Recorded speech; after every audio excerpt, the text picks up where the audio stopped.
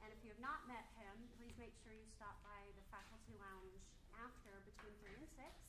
We will have that open for a meet and greet, Q&A, whatever you'd like to use that time for. Okay? So I am not going to take too long here. Just one quick thing. If you did not okay, after the workshop, we have put some QR codes over here, literally right there. Okay, and if you could scan that and fill that out after CNR is over, that would be awesome. We value your input from the committee that sets this up so that we can make future events even better and smoother. So if you don't mind, that would be great. But without further ado, I'm going to let Dr. Lee, actually I'm going to let Dr. Shiketti make a couple of announcements of, not announcements, introductions, since he knows Dr. Lee best. And then we will give it over. All right?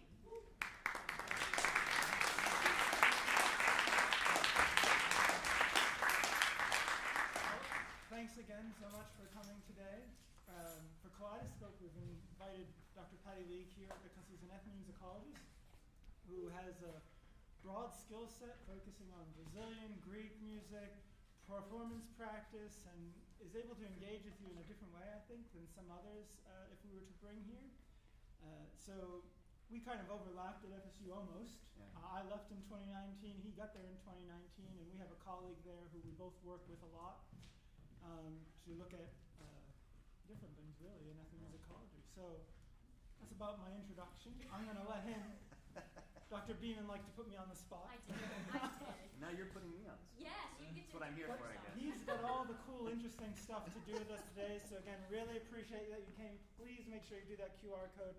And then join us for the reception in the faculty lounge at the end. So you can talk with Dr. League a little more and get to know him a little better. And if you're interested in any of his work, get to hear more about it. So thank you very much. Thank you.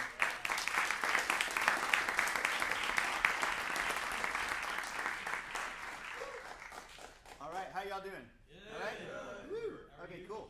I'm doing okay. It's been awesome meeting some of y'all and working with a few of you, great musicians, and playing with you a little bit. And that's mostly what I want to do over the next hour. We have about an hour. There's a couple different things that we could do. I figured that it would be most interesting and most fun to do highly participatory stuff and give you a little bit of perspective on two of the musical traditions that I know very well. I grew up in a Greek immigrant family, spent a lot of time in Greece playing a couple of different regional styles of Greek music. I also lived in Brazil for many years. So I figured what we would spend about half the time, actually probably more than half the time, talking about some Brazilian music stuff and doing some playing. I have a bunch of instruments here. There's more than it looks like because most of them are small. And they're hiding in these bags. There's more of you than there's stuff that I brought, but we can take turns. And then I want to talk with you a little bit about and show you a couple of fundamental concepts of music from the Eastern Mediterranean, which I think you'll find very interesting. How many of y'all are musicians? Okay, good, cool. Have any of y'all, show of hands, if you've engaged in what you consider a meaningful way with any kind of Brazilian music? All right, cool. And I know some of y'all who I met this morning have. So I would like to spend some time talking about at least one genre and probably two genres of Brazilian music, samba, which means, as I was joking with some of the folks earlier today, the samba multiverse, because there are a whole lot of different genres that come out of what we usually think about as samba. But before we do that, I want to do something Greek with you. Any of you have any background or experience with music from like Greece or Turkey or the Middle East or anything like that? Okay. Okay. Okay. I'm curious. Yes. Vishak Cohen, playing some of his music. Oh, cool. Okay. I've listened to Middle Eastern music before. Okay. Awesome. No? Cool. Okay. Well, one of the things that usually strikes us when we, us being people living in this cultural milieu in the West, is that most of the at least surface level interest and power of a lot of the music that we experience here has to do with tonality, with harmonies and chords and this kind of thing. And I would submit that most of the surface level power and interest in the music from the Eastern Mediterranean, Middle East, this part of, has to do with what we call modality.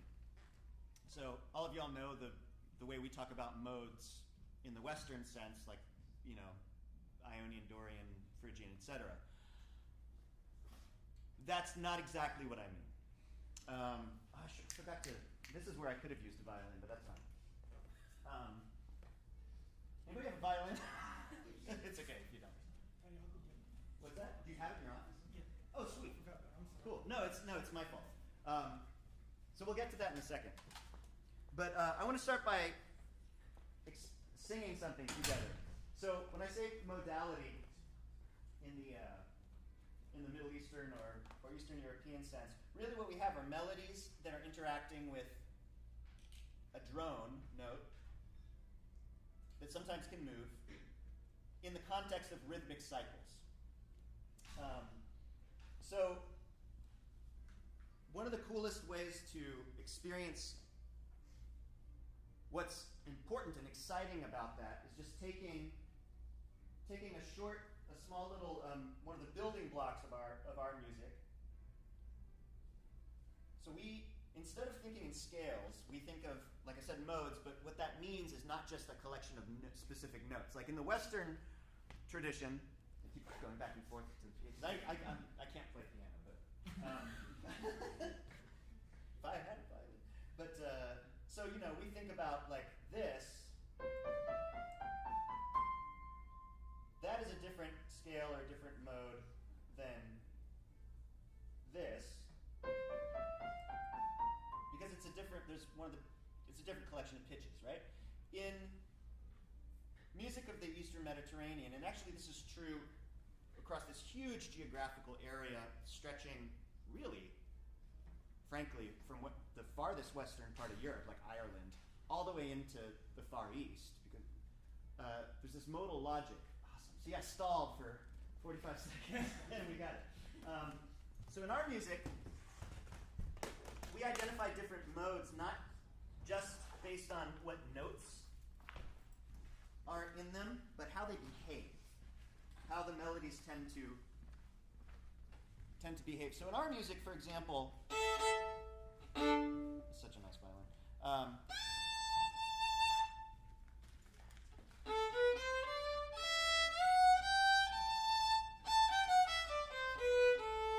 That collection of notes, there are like 4 or 5 different modes that have all those exact same notes. What distinguishes them is how the pathways that the melodies tend to follow. So for example, there's a very common mode that we call ushak, which has those notes in it, but it likes to hang out on the 4th degree. So if I was playing a short improvisation, anybody feels like it, you can just hum that note. That's an A. Hold it.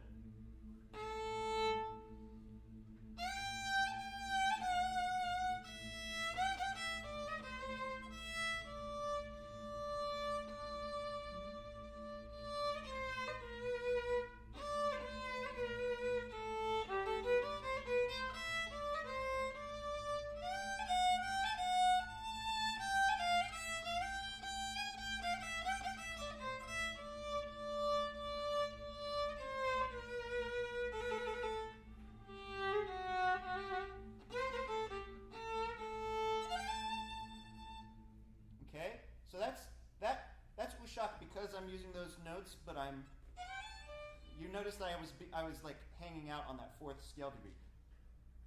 Give me that A again. There's another one, same notes, but we think about it as a completely different character, called Husseini, because it likes the fifth degree.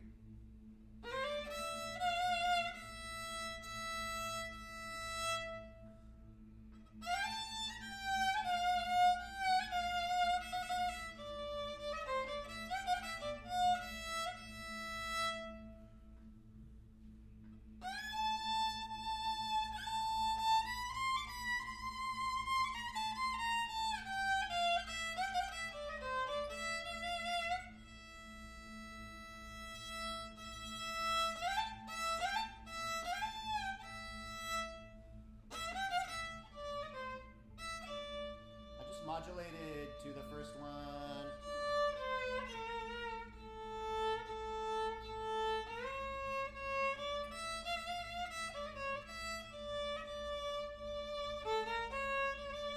I modulated again to another one called Hijaz.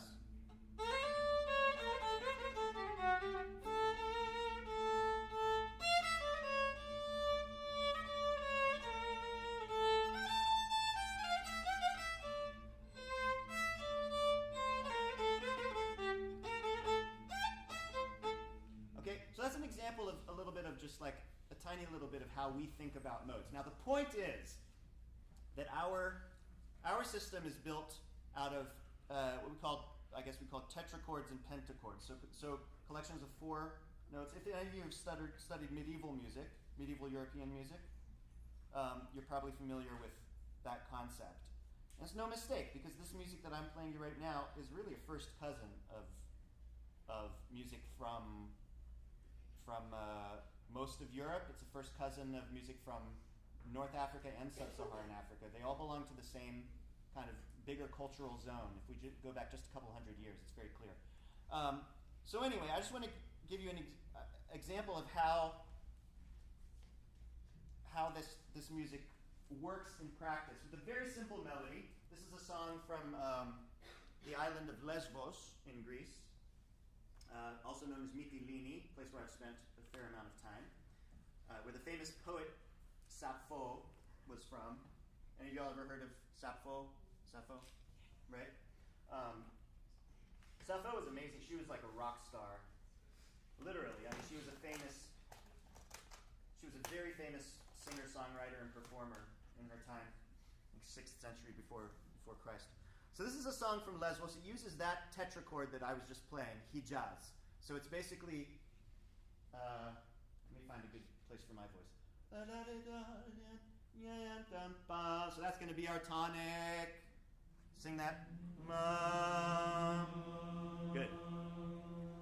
Hold it. Hold it. I'm going to sing the melody, and then I'll show you what you're going to do. So, Χίλια καλώς βρεθήμε και πάλι να βρεθούμε του χρόνου τούτο τον καιρό να ξανανταμωθούμε.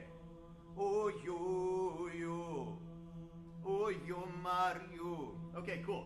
So, this is just a little, this is actually a real song, this is how it goes, but it's a really good exercise in showing you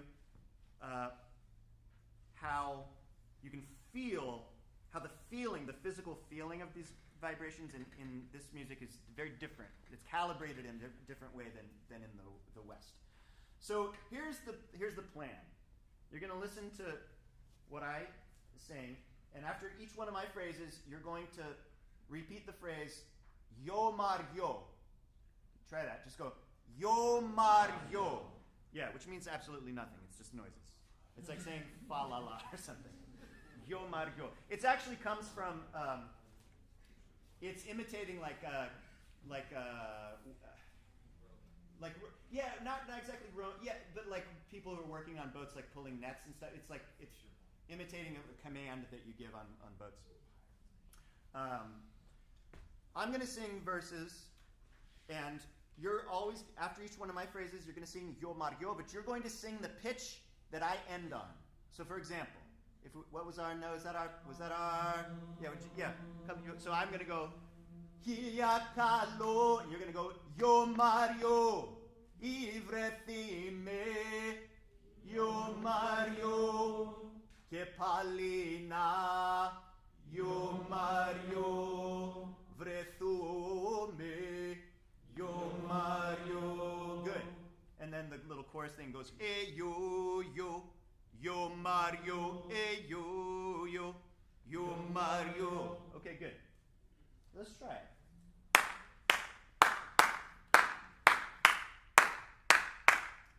Kiliakalo, yo Mario, ivrethime, yo Mario, chepalina, yo Mario, vrethume, yo Mario, tu chrono tu. Dodonchero, Natsananda, Pretume, oh yo, yo Mario, yo Mario, vediamo yo Mario, yo Mario, Ihirahi, yo Mario, divinami, yo Mario, sonafalo. Vazito fi, Vizondano, che monomias, sofato,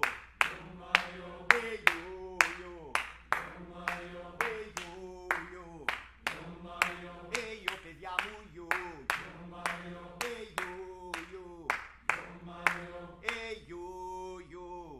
yo Mario.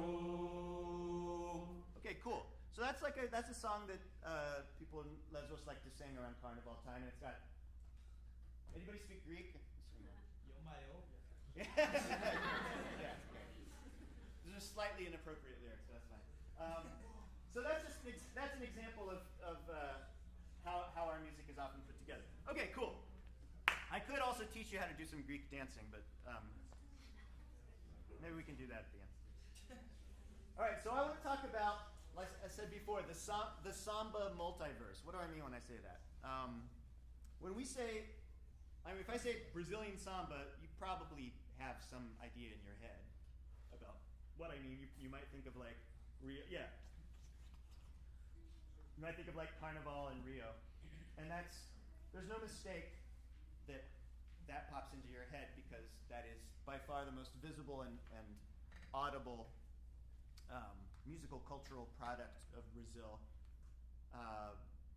Very much by design. About 100 years ago, actually, yeah, 1920, the early 1920s, the Brazilian government made a very calculated decision to heavily promote Rio-style samba as part of its, soft power cultural diplomacy. But samba is it's just a giant universe of different kinds of music. And to be perfectly honest, the word itself refers to a lot of different genres of music and dance all over Brazil, and not just in Brazil. There's Argentinian samba and Uruguayan, Paraguayan samba, which is different. But in some parts of Brazil, really, the word, it just means like music and dance party, basically. Like I've spent a lot of time in northeastern Brazil where they do play samba, but they're most of what they do is something very different. It's kind of like Zydeco-ish accordion music. But they use the word samba. Hey man, we're gonna go to a samba tonight. Just means we're gonna go to a dance party, right? But we're gonna talk about Rio-style samba. So as my friends from earlier today know, this will be a slight review for you.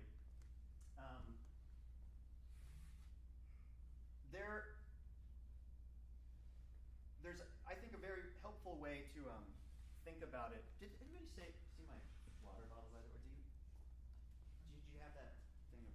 Oh, here, it's right around. Oh, sweet. I will be back. I'm not escaping. Where is it? Oh, there it is.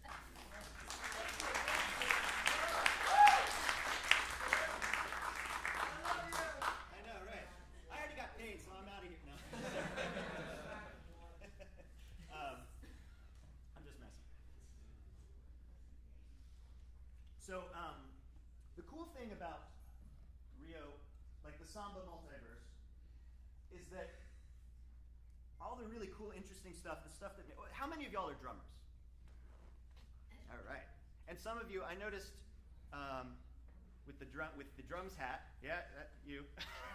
I noticed you, when I said, has anybody played some Brazilian music, you were enthusiastic. So you've played some Brazilian music? Yes, sir. Cool. What's your name? Will. What have you done percussion-wise with Brazilian stuff? The instruments are Italian. Whatever. Just play the drums, drum set forward, and congas, bongos. Okay, cool. Okay, awesome. So a lot of y'all have listened to and thought about Brazilian percussion. The thing that's really cool about samba and makes it swing and makes it groove in a very different way than a lot of the music that we're used to in this part of the world has to do with how it manipulates textures, like contrasting textures, interacting with a very flexible and open-ended timeline. And these anchor points of the groove, they're very different from the way that we're used to thinking about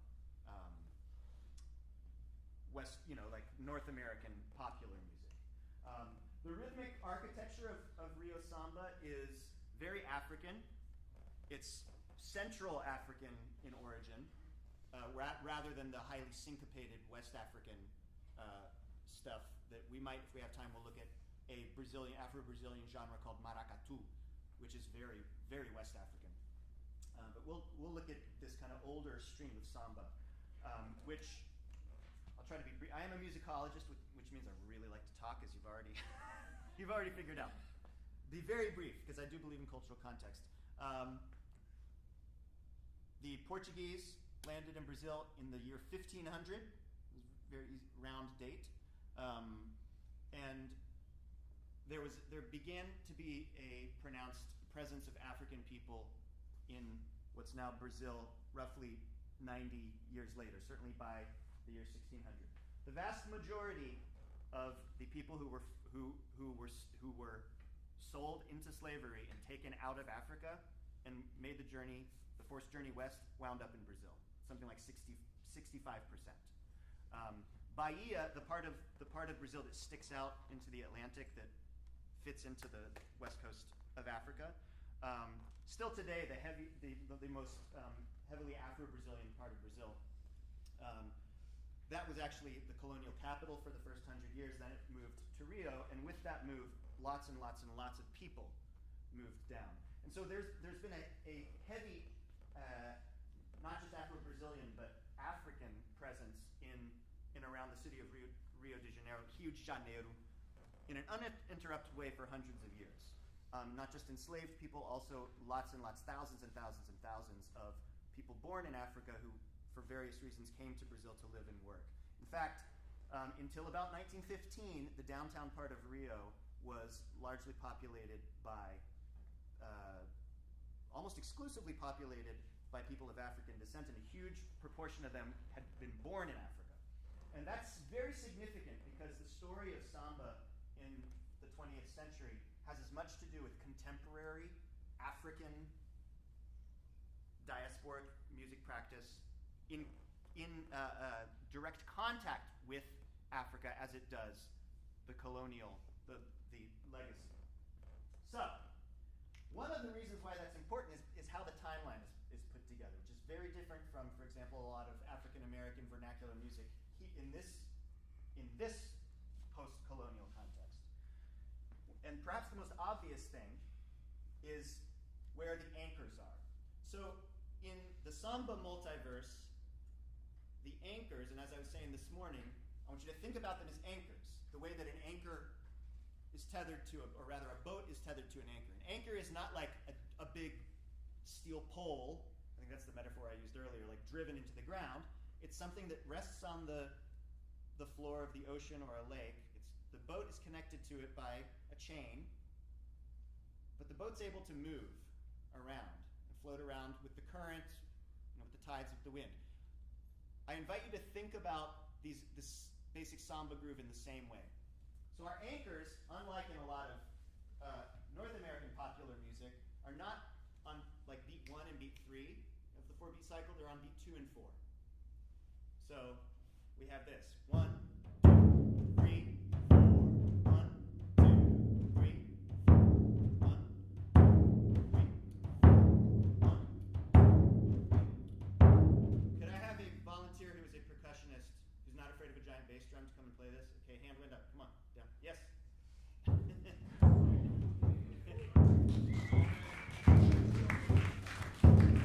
Alright, so what's your name? Carson. Carson, alright, Carson. So we're approximating this instrument called the surdo, or in the Rio pronunciation, surdo, S-U-R-D-O, which in Portuguese means, as a noun, it means something that makes a big, loud, thumpy, deafening noise. And as an adjective, it means somebody who is deaf, who does not hear. Interestingly, that drum right there, which is an Irish frame drum, it's called balrán. It means the exact same thing in the Irish Gaelic language. But anyway, so you're going to be doing this. 1, it's muted. 1, so it's 1 E and a 2 E and a 1 E and a 2 E and a 1 E and a 2 E and a 1 E and a 2 E and muted. See that?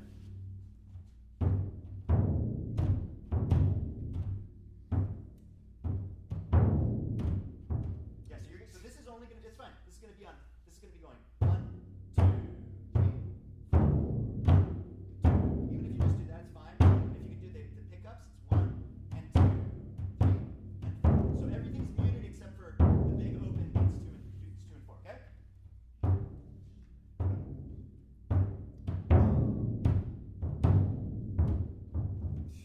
It's fine, it's fine. Do this, just do this. It's fine, I apologize, it's new. Just do this.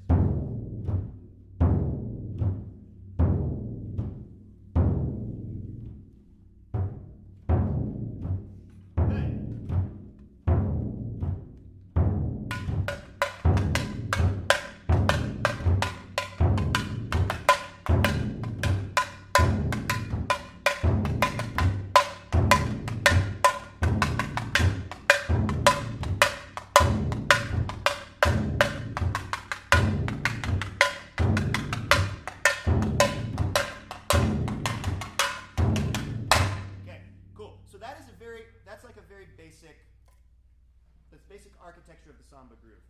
Now you may not be able to see or hear very clearly if you're sitting there in the back, but there's something very important that I'm doing. This instrument is called the tamborim, T-A-M-B-O-R-I-M, tamborim. So the tamborim, unlike this right here, which we would call a tambourine, but it's called pandeiro in Portuguese. So this is really the core of the samba thing. We have that anchor, the heartbeat, and then we have this high-pitched instrument playing figures on top. The important thing is the contrast between the timbre. So like I'm just going to play that same kind of groove. I'll play it first the way it happens, with this contrast between the timbre of the stick and my finger that is tapping on the spaces where the stick is not hitting. And then I'll play the same kind of groove, but I'll take away my finger in the back and pay attention to how the feel changes. So 1, 2, I'll just play by myself. 3, 4.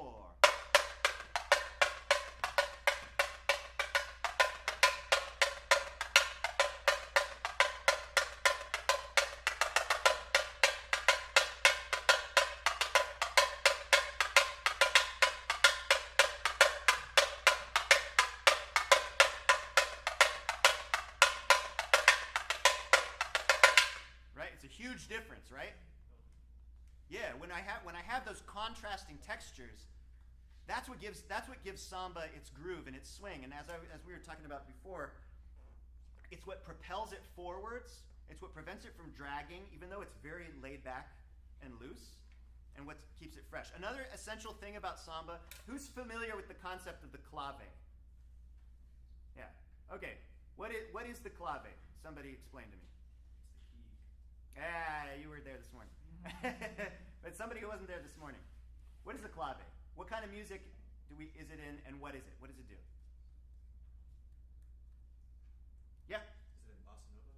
No, interestingly. Well, if we're talking about American jazz musicians playing it, yes.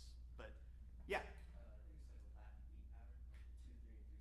Yeah, exactly. So in a lot of Latin music from the Spanish-speaking Caribbean, especially Cuba, the Dominican Republic, Puerto Rico, and then places in Central and South America that are heavily influenced by the Caribbean, for example, coastal Venezuela, places like that. The clave is literally in Spanish means key, right? It's this repeating pattern. Usually we hear it if it's 1, 2, 3, 4. It's something.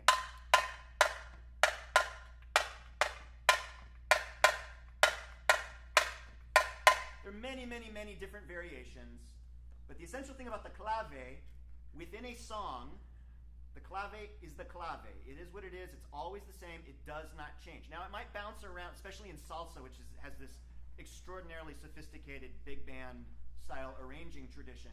Perhaps the clave will be bouncing around between instruments, but it's always there and it's always the same, except for when it disappears for effect. There is, in samba, there is no such thing. It's very different. There is no, the entire thing working together is the clave. The clave in samba is that pulse, plus the way that the 16th notes, if we're going to talk that way, so if those are quarter notes, boom, boom, boom, we're dividing, so we're taking those subdivisions and we're playing around with groups of 2 and 3, and basically, there are standard patterns, but as soon as we establish them, the stylistically appropriate thing to do and what makes it groove is we start messing with them and we start improvising. Okay? So can I have a couple? I'm going to pick on the drummers first. So can I have just a couple people who are drummers come up here? Yeah, just don't have to raise your hand. Just come up here. As many of you as you want. I'm picking on the drummers so to take the pressure, because if they mess it up, then it'll take the pressure off y'all. No, I'm just messing.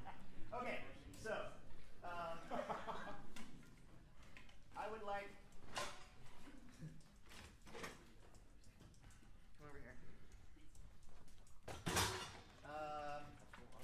Yeah, no. What's your name? Logan. Logan.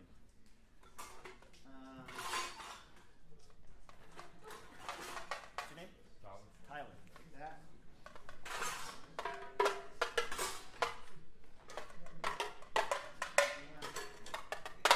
What's your name? Banks. Banks? All right, cool.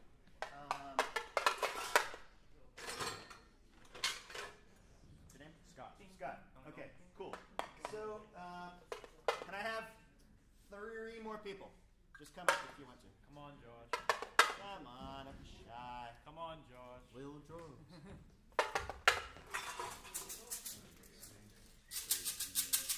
Awesome. It's okay. What's your name? Julian. Okay, cool. What's your name? Mason. Mason. I'm gonna forget all your names. You will. Okay, cool. We're gonna have you are a drummer? Yes. Okay.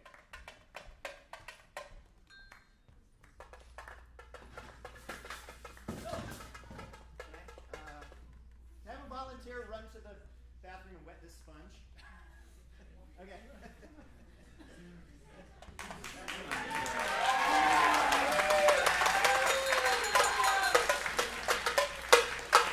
Okay. What's your name? Gene. Okay, Gene.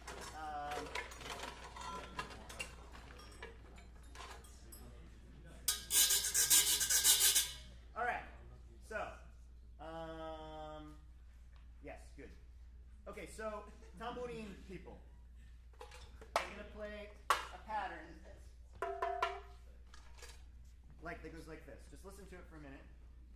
So this is a very typical Rio samba, like just everyday samba. We're hanging out at the bar, eating some fried yuca and drinking extremely cold, tasteless beer. And just like hanging out, sitting around the table, and people want a samba, so we're gonna play it. Somebody's like, "Hey, play such and such song." So this is kind of a typical group. So listen for a minute, and remember when you play the tambourine, this is called the baqueta. The baqueta. So you want to hold the tambourine kind of like this. Don't hold it like this, because your arm's gonna get tired. Awesome. Thank you. Thank you. Thank you very much. Your turn. Just put it. Okay, Yeah, I'll that's put it right there. fine. Good turn. So, the baqueta, don't be afraid to slap it. Don't play it too loud because we're indoors and everything. But don't do this. No rebound. Okay? So, whenever you're not doing this, whatever finger feels good. So so listen to me. It's gonna be 1, 2, 3, 4.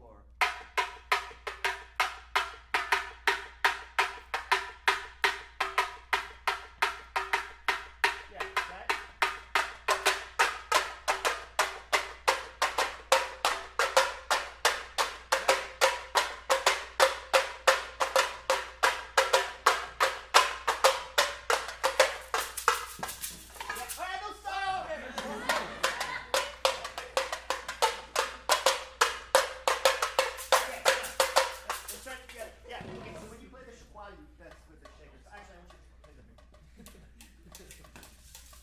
Big arms. So the thing about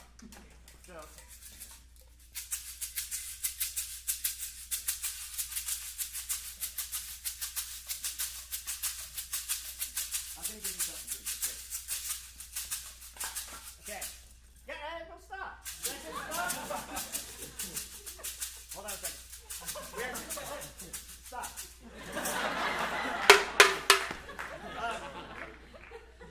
We were talking earlier about one of the things as a musicologist, one of the things that I'm interested in and I study is like how music moves between cultures and how people who are not of a particular culture, didn't grow up in one, come to be part of or incorporated into their lives. I'm not Brazilian, but I lived there for a long time. I was married to a Brazilian for 16 years. My kids are super Brazilian. So I've noticed a lot of things about how one of the ways that Brazilian musicians in general, if we're going to generalize, I'm going to generalize, there's a lot of joy and spontaneity and just like, but one of the big things is like everybody, if you are present, you will participate and you do not have a choice. Like, even if that just means like providing good energy, that's just as important as like shredding on the snare drum or whatever. But my learning experiences, like learning how to play Brazilian percussion, it was like this. Be like, play this pattern. I'd start to play it, and the guy would turn around to go do something else, and I'd stop and be like, what are you doing? Don't let the groove stop. So, okay, so, just give it. Yep. Okay, so y'all.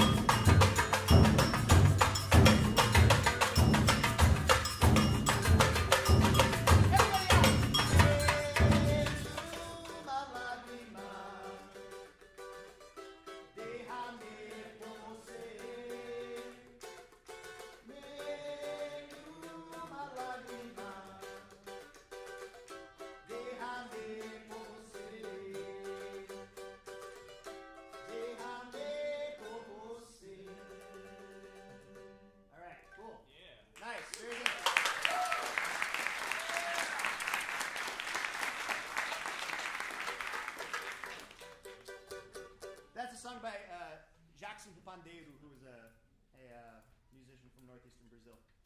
So that's an example of like some pretty standard Rio samba architecture. This instrument is called the cavaquinho. Cavaco, it's the cousin of the ukulele. They both are descended from a Portuguese instrument called the rajão, or as in Portuguese they say rajão. So the Portuguese took that instrument to Brazil and to Hawaii, and turned into the ukulele in Hawaii, and turned into the cavaquinho in Brazil. The cavaquinho plays actually pretty much the same kind of stuff that the tambourine does. Let me just not think about it. So play tambourine people, play the tambourines. 2, 3, 4.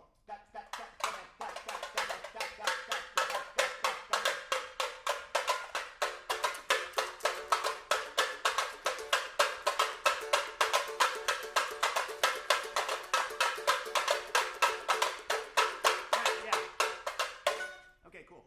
So, as you've noticed, one of the cool things about about samba is how we have all these different layered interpretations of that 16th note, and they all kind of meld together with all these differing textures to create that groove. Interestingly, this whole ensemble right here, which is like the traditional Rio, what they call samba de morro, the hillside sambas, because when the Brazilian government in the 20s, the Brazilian government was like, hey, we need to compete with the U.S., so let's do it economically and culturally, and also let's take some lessons from Jim Crow. And so the entire downtown, that big African downtown section of Rio, was pretty much overnight razed. They just bulldozed all of this housing and didn't give all these African people who were living there a place to live. So they all basically went to these uninhabited hills all around Rio. You've seen pictures of Rio, like they've got those big hell. You probably know the word favela. It's like these big slums. So called because one of the biggest ones that was created in the 1920s by all these tens of thousands of displaced Afro-Brazilians who, like I said, just overnight were evicted from places they've been living, in many cases, for generations and generations. But this style of samba evolved in those communities. And the biggest one was on a hill called Morro da Favela. So that's why I called that. But anyway, they developed this way of playing this big ensemble just on this one instrument, the pandeiro. So play that groove again. So like boom, boom, boom, boom. Ga, ga, ga, ga, ga.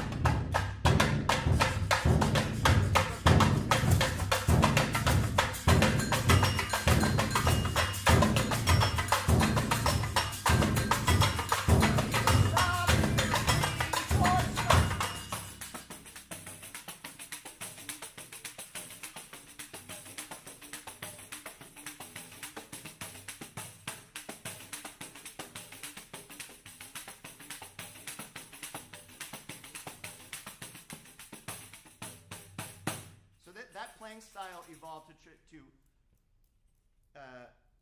impersonate or fill in all those same textures just on this one instrument. And interestingly, that's also where the modern Brazilian, like bossa nova guitar style comes from. Is trying to boil down all these elements of samba. I don't know if you can hear me playing the cuica, but this is everybody's favorite instrument. This is also a...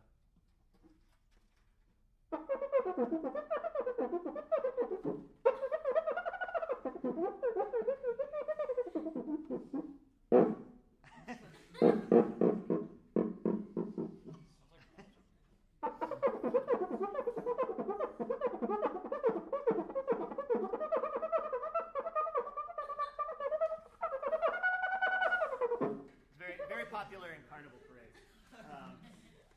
Okay, so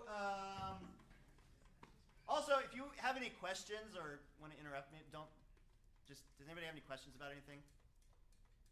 Anybody else want to play some percussion? Whoever wants to play percussion, come up here.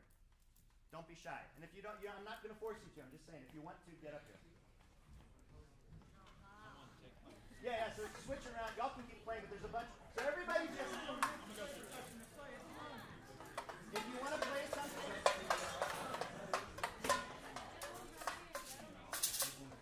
what we're gonna do now.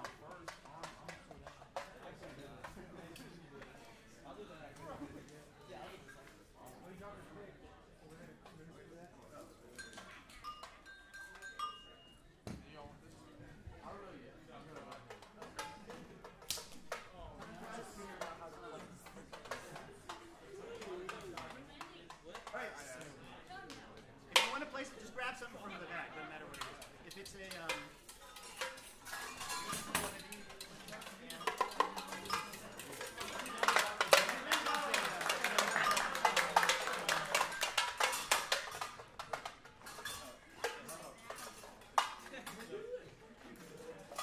yeah, or grab, yeah, just grab a word.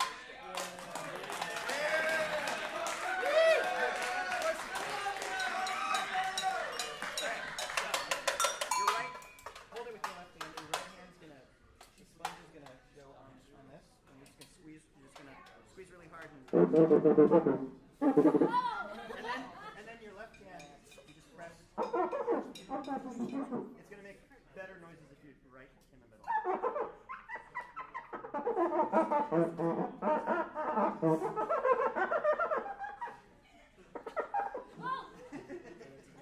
Okay. So the cool thing, when samba gets really fun, yeah, there you go. Yeah.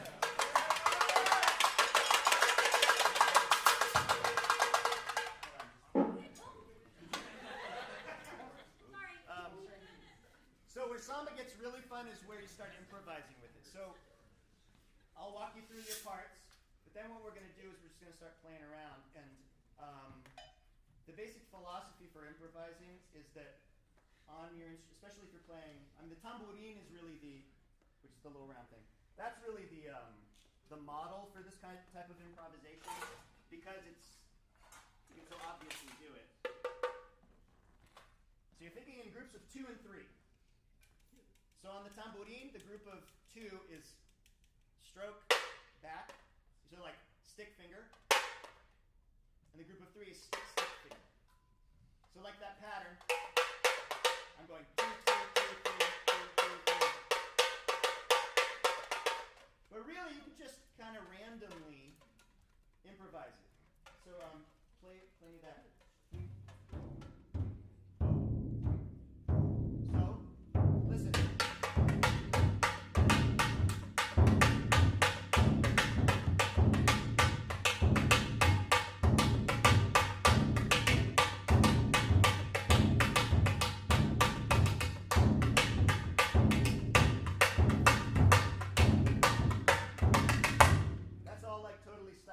Legit stuff. In fact, sometimes it's what I tell like my students, we have a really awesome Brazilian ensemble at FSU. And what I tell them, like people who are not used to improvising, I'm like, once you get the mechanics of this down, just decide on something. Just say, I'm gonna play like a group of 2 followed by a group of 3, and I'm just gonna repeat that. So like it's like you're superimposing a 5/8 rhythm over. So like so I'll do that right now. 1, 2, 3, 4.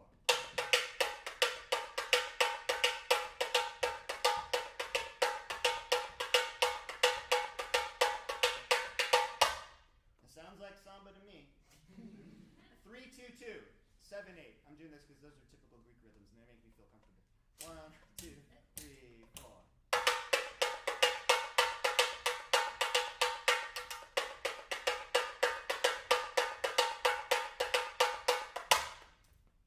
Like samba, right? Okay, so I'm going to show you, we're going to play that basic starting groove, and then we're just going to take turns. Whoever wants to improvise, just step a little bit forward and go for it. But everybody else has to do it. The microphones are off, right? We're going to keep them away from this one. All right. So let's start with the shakers. So.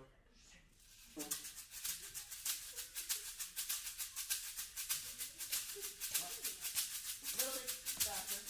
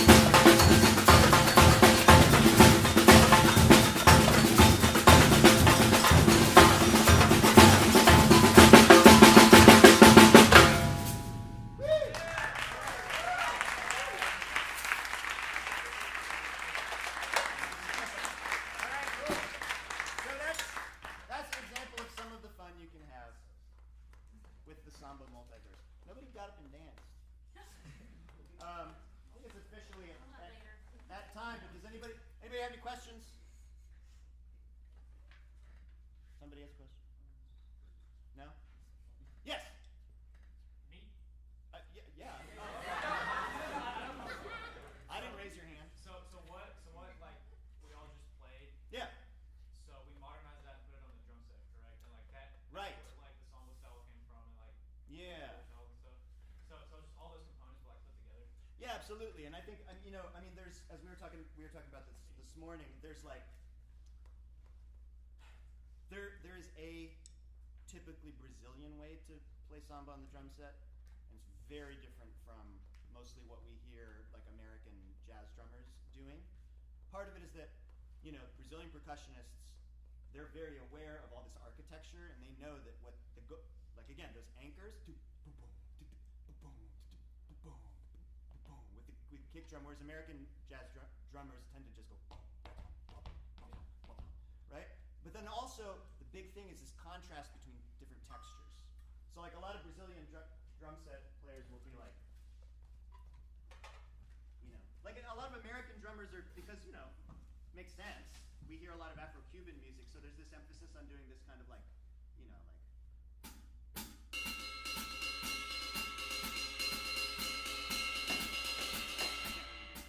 and like hitting a clave on the snare drum. But a Brazilian drummer will probably prefer to go 1, 2, 3, 1, 2.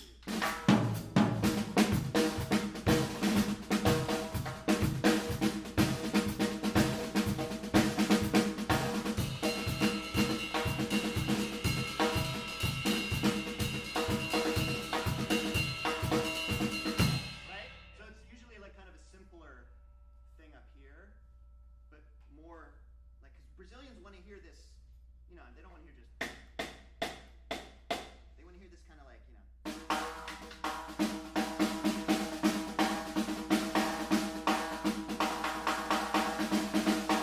all those different textures and sounds. So there's an amazing, I think my favorite Brazilian drum set player, this guy, if you can just remember, Oscar, O-S-C-A-R, Bolão, B-O-L-A-O, Oscar Bolão, which means, Bolão means like, I don't know, kind of like tubby or something.